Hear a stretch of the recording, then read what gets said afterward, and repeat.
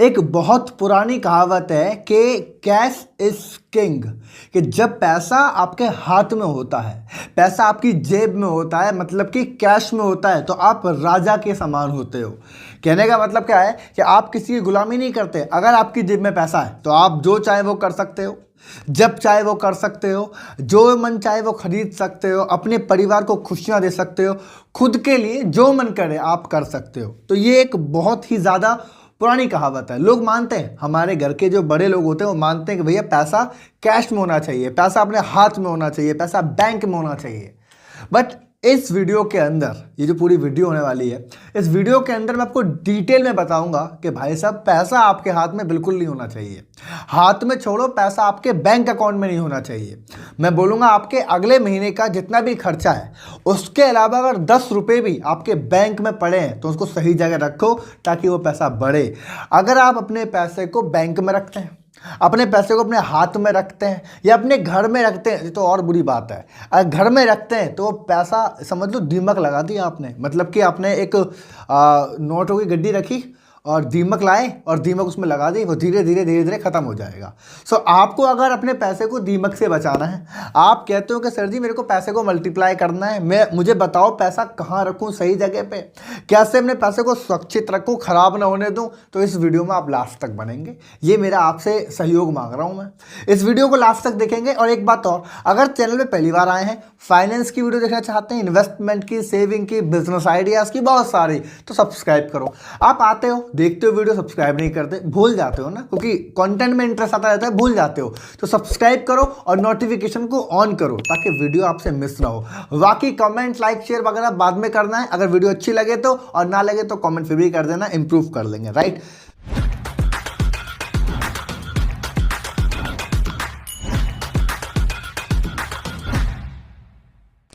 तो मैं आपको बताता हूं, आपने वो वाला गेम देखा है सांप सीढ़ी का?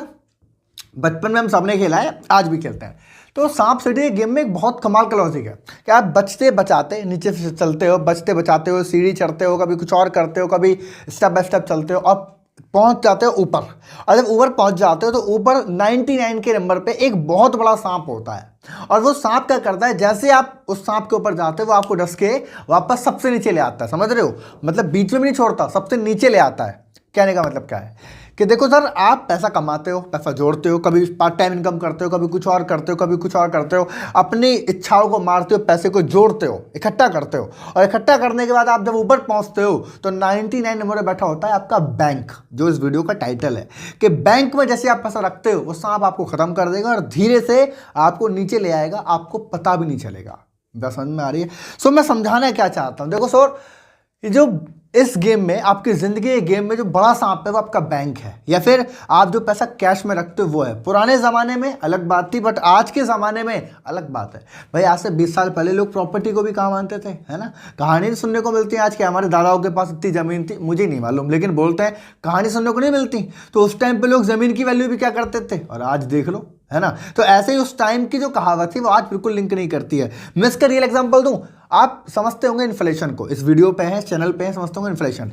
इन्फ्लेशन का मतलब होता है महंगाई, जो आपको हर दिन, हर साल, हर महीने आपको गरीब करती है। कहने का मतलब क्या है, जब भी कोई सामान है वो हर साल आपके ऊपर उसका इंटरेस्ट बढ़ जाता है। इन्फ्लेशन की बात मैं करूं, लगभग 7 से 10% 7 से 10% का इन्फ्लेशन होता है। एग्जांपल देता हूं कि आप अपने बैंक में 10,000 रुपये रखते हैं कि भाई ठीक है, ये मैं 2024 के अंदर 10,000 रुपये अपने बैंक में रख देता हूं। आपने बैंक में रखते 10,000 रुपये, तो आपको मालूम है 1 साल बाद उसका ब्याज कितना होगा। अच्छा, इसको समझने से पहले एक चीज़ बता दूं, इंसान बैंक में पैसा रखता क्यों है? चलो कैश की तो बातें खत्म कर देते हैं, कैश तो जहर है, लेकिन चलो बैंक में भी रख लिया तो 2 बड़ी वजह होती है जब आप अपने पैसे को बैंक में रखना चाहते हो। पहला, सेफ। आपको लगता है कि भाई मेरा पैसा सेफ है, यहाँ से जाएगा कहाँ, मैं तो बैंक वाले के पास आ जाऊँगा, लाओ जी मेरा पैसा दो। तो पहला सेफ्टी इशू, आपको लगता है कि भाई मेरा पैसा प्रॉपरली सेफ है, दैट्स वाई आप बैंक में उसको रखते हो। और दूसरा, कुछ ना कुछ ब्याज आपको जरूर मिलता है उससे। कहने का मतलब है आपको उसका इंटरेस्ट मिलता है, वो 2% होता है, किसी बैंक का 3 होता है, किसी का 3.5, किसी का 4, इससे ऊपर नहीं है, एवरेज इतना ही हमारा इंटरेस्ट होता है। तो ये 2 बड़ी वजह कि हम उत्साहित होते हैं कि अपने पैसे को हम बैंक में रख देते हैं। लेकिन इन्फ्लेशन की बात कर रहे थे, तो इन्फ्लेशन का मतलब होता है इन्फ्लेशन बढ़ रहा है लगभग 7 से 10% और मेडिकल दवाइयों पे लगभग 15%। दैट्स मीन कि अगर आपने अपने 10,000 रुपये को बैंक में रख दिया आज, तो 1 साल बाद वो 10,300 रुपये हो जाएगा। मेरा समझ रहे हैं ना, क्योंकि ब्याज लगेगा उस पर और सेफ तो है ही है। तो 3% या 4% के ब्याज से वो 10,300 400 हो जाएगा। बट इन्फ्लेशन की अगर बात करें, मान लेते हैं कि आज से 1 साल बाद आप ये वाला मोबाइल लेने जाते हैं या कोई भी प्रोडक्ट लेने जाते हैं जिसकी कीमत 10,000 रुपये है। आपको मालूम है उसकी कीमत कितनी होगी? उसकी कीमत होगी 10,700 रुपये, 10,800 रुपये या कई बार 11,000 रुपये। समझ में आ गया? आपने 10,000 रुपये रखा, जो चीज़ आज आपको 10,000 की मिल रही है, आपका पैसा बढ़ा 10,300 400 हो गया, लेकिन जो उस प्रोडक्ट की कीमत थी वो 11,000 हो गई। इसको बोलते हैं इन्फ्लेशन। इसको बोलते हैं रेट कैसे बढ़ रहे हैं हमारी चीज़ों पे। इसका एग्जांपल आप हर चीज़ पे लगा लो, आप पेट्रोल से लगा लो, आप चीनी से लगा लो, खाने के खर्चे पे लगा लो, कोई प्रोडक्ट पे लगा लो, साथ ही साथ आप मेडिकल दवाइयों पे लगा लो। आज अगर कोई इलाज मान के चलते हैं 1 लाख रुपए के अंदर हो रहा है, तो अगले साल वो इलाज 1,15,000 से ऊपर पहुंच जाएगा। इसको बोलते हैं इन्फ्लेशन। इसमें कोई बहुत बड़ा रॉकेट साइंस नहीं है, इसको हमको समझना है। तो पैसे को जब आप बैंक में रखते हैं तो आपका पैसा इस तरीके से खत्म होता है। अब इसके अंदर 3 तरह की कैटेगरी होती है। बड़ी सिंपल सी लॉजिक समझाना चाहता हूँ। पहली कैटेगरी पुअर, दूसरी मिडिल क्लास और तीसरा होता है रिच। ये समझते हैं आप? ये 3 कैटेगरी ही दुनिया में काम करती हैं। आपको मालूम है इसमें से 2 कैटेगरी, जो कि मिडिल क्लास और जो पुअर क्लास है, इनका माइंडसेट और जो रिच माइंडसेट है इनका माइंडसेट, इन दोनों में जमीन आसमान का अंतर है। इन दोनों के मतलब दोनों कैटेगरी के आपस में हाथ पैर सेम दिखते हैं, चेहरा भी सेम दिखता है, आंख नाक कान सब बराबर है, सब कुछ सेम है, बस यहाँ पे अंतर है। मुझे लगता है यहाँ कुछ ये ज़्यादा ही बड़ा है इनका। तो जो रिच माइंडसेट वाले हैं उनका अलग है, समझाना चाहता हूँ। जो पुअर माइंडसेट वाले लोग हैं, जो मिडिल क्लास माइंडसेट वाले लोग हैं, ये हमेशा फोकस करते हैं अपने आउटफ्लो पर, मतलब पैसे के आउटफ्लो पर। और जो रिच माइंडसेट वाले लोग हैं, ये फोकस करते हैं पैसे के इनफ्लो पर। समझ रहे हैं? इतना सा अंतर है, समझाना चाहता हूं, कुछ एग्जांपल दूंगा, समझ में आएगा। आउटफ्लो का मतलब क्या है कि ये लोग गाड़ी लेंगे तो पैसा किस्तों में जाएगा, समझ रहे हैं? पैसा जा रहा है। ये लोग घर लेंगे तो होम लोन लेंगे, पैसा जा रहा है। ये लोग इमरजेंसी फंड बनाते नहीं है तो इमरजेंसी बढ़ गई तो पैसा जा रहा है। हेल्थ इंश्योरेंस या बाकी इंश्योरेंस वगैरह कराते नहीं है तो पैसा जा रहा है। Middle class poor class outflow में फोकस करते हैं हमेशा और पैसा जाता है, लेकिन रिच क्लास हमेशा इनफ्लो में फोकस करते हैं, पैसा आएगा कहाँ से। यही कारण है कि ये लोग, तुम्हें क्या लगता है कि ये लोग पागल हैं जो इतना रिस्क लेके बिजनेस कर रहे हैं? आप दिमाग लगाओ जरा सा। क्या आपको नहीं लगता कि ये आराम से फ्रीडम की लाइफ जीना चाहते होंगे? ये पागल हैं जो रिस्क ले रहे हैं, बिजनेस कर रहे हैं, एफर्ट लगा रहे हैं, या दुनिया भर की इन्वेस्टमेंट कर रहे हैं, शेयर मार्केट सीख रहे हैं, रात दिन पढ़ रहे हैं? नहीं यार, ऐसा नहीं है। क्योंकि ये बस एक चीज़ समझ चुके हैं, भैया पैसे को इन्फ्लो करना है, इसीलिए ये चीज़ों को सीखते हैं और चीज़ों को मल्टीप्लाई करने की कोशिश करते हैं। बट यही चीज़ मिडिल क्लास और पुअर क्लास नहीं सीख पा रहा। एग्जाम्पल देता हूँ। आपने अपना पैसा रखा बैंक में, चलो आपको थोड़ी समझदारी आई तो आपने बोला भैया बैंक में नहीं रखूंगा मैं, तो यहाँ तो इंटरेस्ट कम मिलता है, मैं एफडी कर देता हूँ। तो एफडी में भी 7-7.5% तक का रिटर्न है, 8% तक का रिटर्न है। इन्फ्लेशन में बराबर चला गया, मतलब इन्फ्लेशन में ही इन्फ्लेशन बढ़ गया 8% और 8% एफडी मिल गया, तो कौन क्या कर लिया, पैसा बराबर है। लेकिन जो रिच माइंडसेट वाला बंदा है, ये पैसा इन्वेस्ट कर देगा एसआईपी के अंदर, ये पैसा इन्वेस्टमेंट कर देगा म्यूचुअल फंड के अंदर। क्यों? अब वहाँ पे एवरेज रिटर्न जो होता है लगभग 15% होता है। तो अगर 15% आ गया और 7% रिटर्न बढ़ भी गया, मतलब इन्फ्लेशन बढ़ भी गया, तो भी 7% पैसा बढ़ ही रहा है ना। समझ रहे हैं आप? अगर वहाँ पे कम भी हो गया तो पैसा ऑलमोस्ट बढ़ ही रहा है, पहली चीज़। दूसरा, ये रियल एस्टेट में इन्वेस्टमेंट कर देते हैं।